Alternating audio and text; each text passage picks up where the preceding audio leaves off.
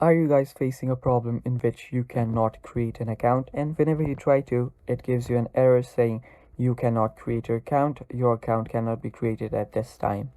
If so, this video is for you. Hello guys, this is Atticus and welcome back to another tutorial video. In today's video, I'll teach you guys how you can fix could not create your account problem on your iPhone. So let's get started. First, just open up your settings. After you open your settings, go to your general and check for software update. If there is an update available, make sure that you tap on update and update your software.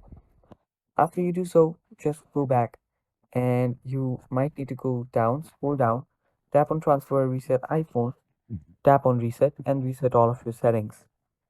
After you do that, try to create the account again. If it does not work, you might have to go to this. Open up your web browser. Any web browser is fine. I'm using Safari.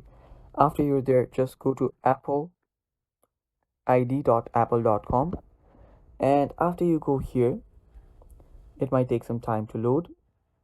So while this loads, if you are new to our channel, head down below and hit the subscribe button so you don't miss out on our future videos. Now as you can see right here, it's loaded. Now after this page loads, you will see the drag down button right besides Apple account. Tap on it. Now there you will see create your Apple account.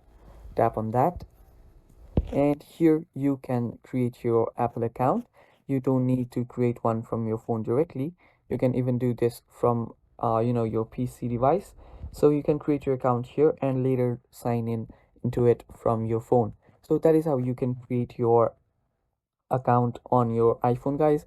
Thanks for watching. That is all for this video. Stay tuned for more.